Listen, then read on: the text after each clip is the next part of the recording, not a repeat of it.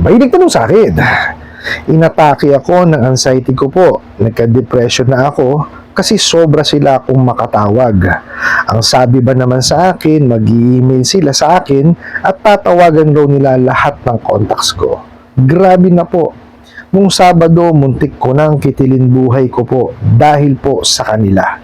Alright, napakagandang comment po nito, pero bago ho natin sasagutin, imbitahan ko ho muna sana kayo na pakisuportahan po sana aking mga social media accounts sa YouTube, Facebook, and TikTok. Okay. Ito pong topic natin ngayon is ito yung mga kayang gawin, no?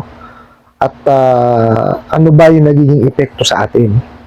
No, yung mga ginagawa nitong mga bugok at abusadong online lending apps. Kasi para po maalaman at maintindihan po ng mga nanonood po sa akin, no, kung bakit ko ginagawa ito. Okay, unang-una ho, disclaimer, hindi po ako abogado, no? At ako po'y maniningil.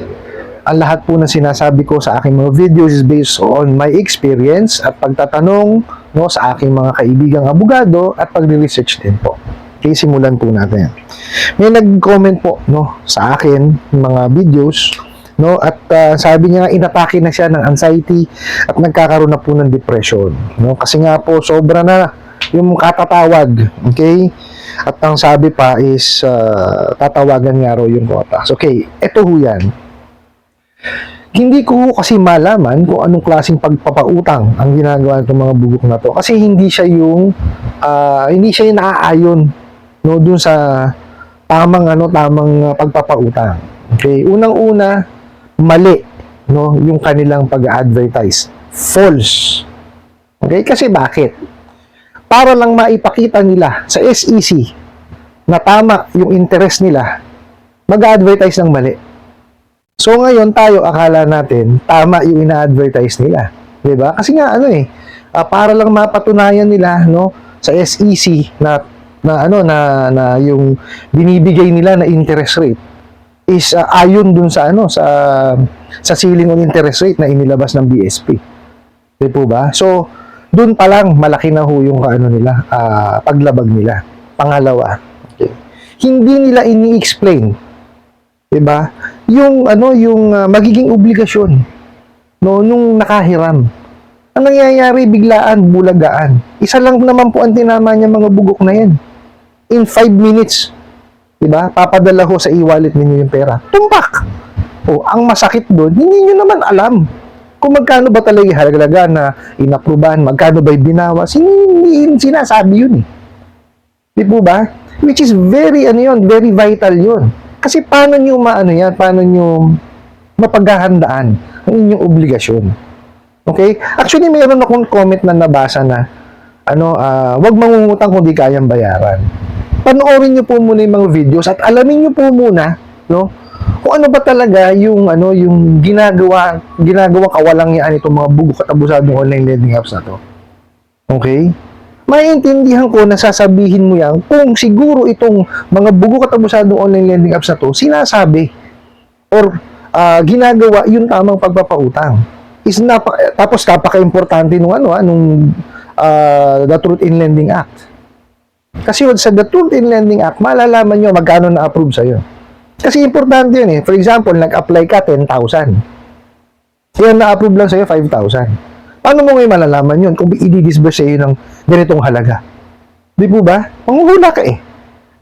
Unlike yan, pagka bago nila i-disburse, dapat sinabi na sa inyo na ang na-approve lang po sa inyo is 5,000.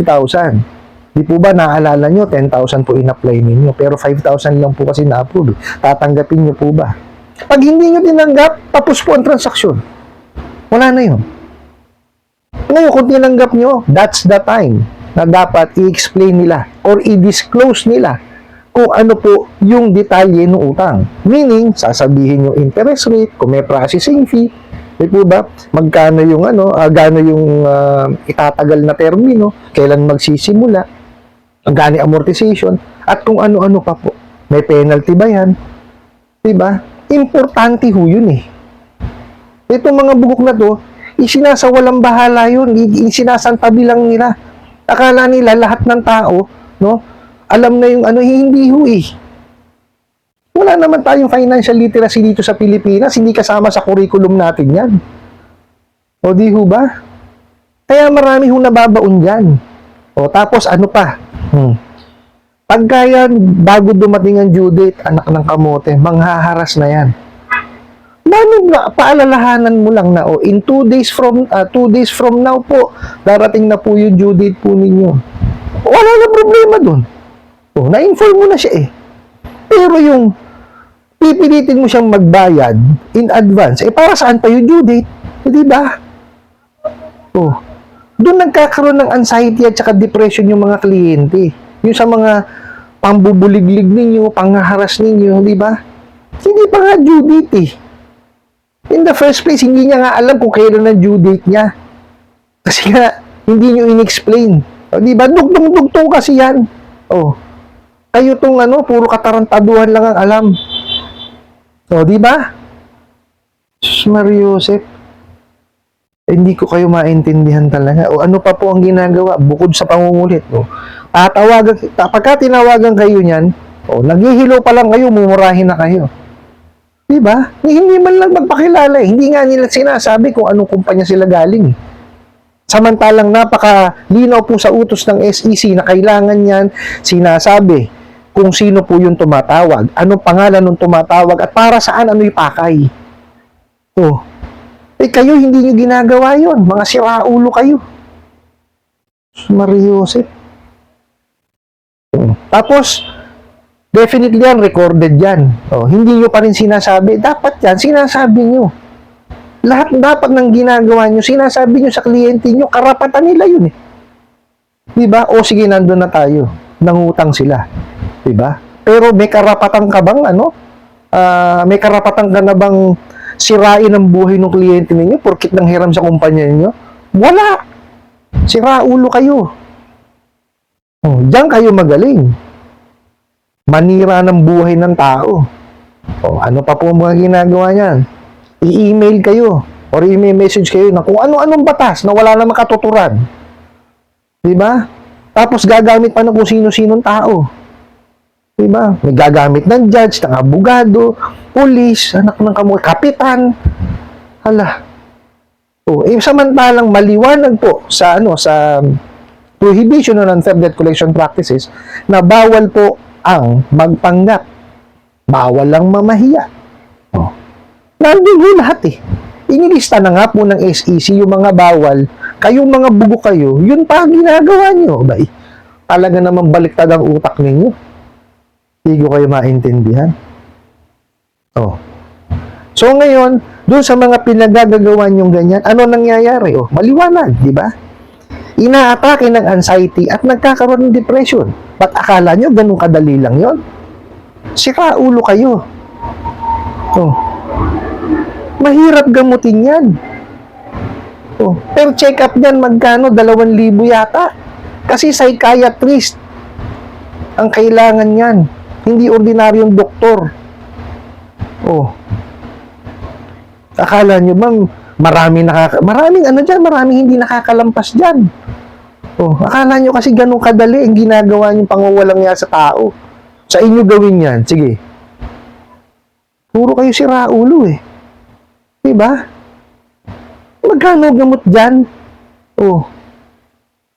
Malapit po kasi sa puso ko yan. Kasi yung anak ko po, diba? Kagaya kung matagal na pong sumusubaybay sa inyo, alam niyo po na malapit sa akin to dahil nga po sa nangyari sa anak ko. Nagkaroon po ng depression yan. Okay? Muntik niya kagaya ho sa inyo, muntik niya rin kunin yung kanyang buhay. Buti na lang naagapan namin. Okay? Kaya pag kami nakikita nababasa akong ganito, inuuna ko yan. Kasi naaalala ko yung nangyari sa anak ko. Buti na lang umayo siya.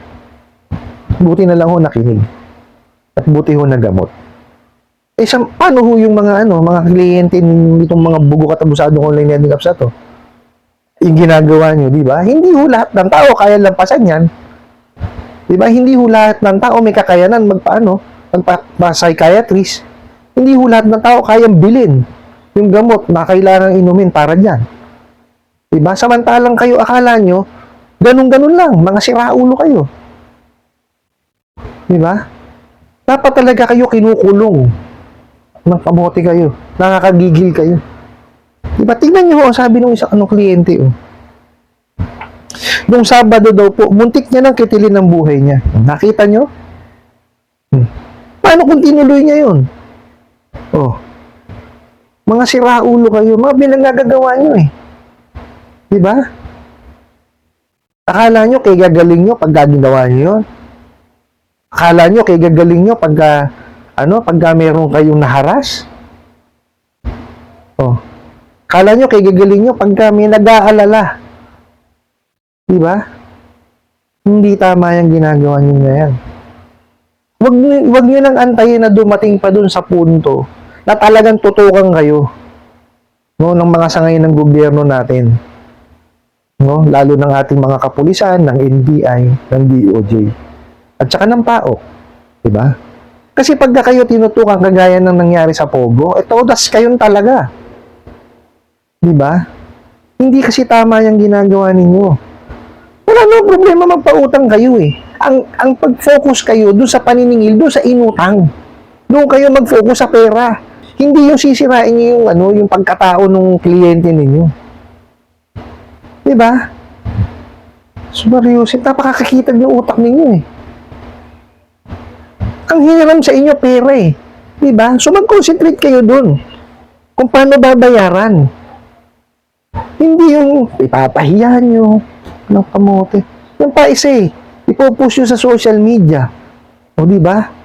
Papahiya nyo. Yun yung yun yung talagang pakay nyo, ipahiya yung kliyente ninyo.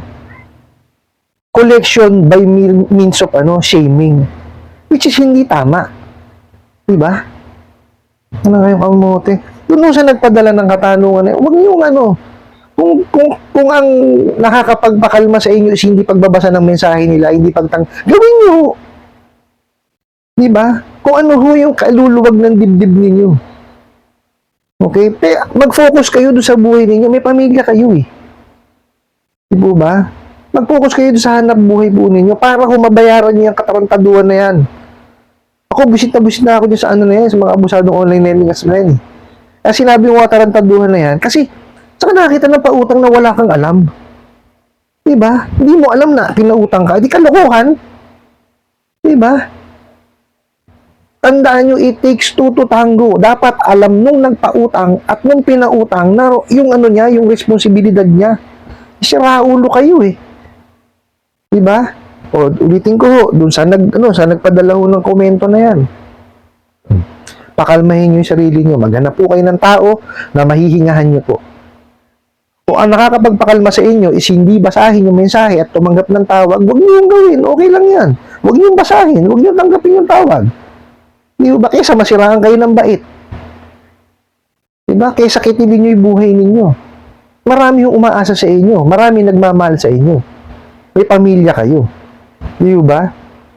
Ang importante ho dyan, paglaanan nyo yung bugok na online lending apps na yan.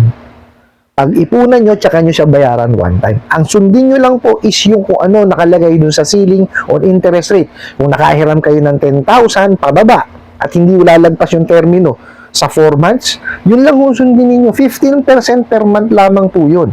At may karagdagan na 5% per month kung kayo po'y lumagpas dun sa inyong sa isang buwan. Yun po ang maliwanag dun. Huwag niyo masyadong stressin ang sarili po ninyo. Importante po yung buhay ninyo. At lalong importante, yung nakapaligid po sa inyo, yung pamilya ninyo. Dapat doon kayo mag-concentrate at mag-focus.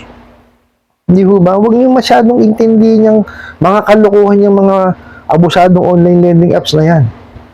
Hindi ho ikatatagal, ikakaigsi ng buhay niyo yan. Kung merong dulot na maganda yung online lending apps, wala. Nakalang kamote. Wala ako nakitang magandang naidulot niyan. Sa totoo lang. Maganda sana yung kanilang hangarin na makapagpautang na mabilisan. Pero dapat na mainayos nila.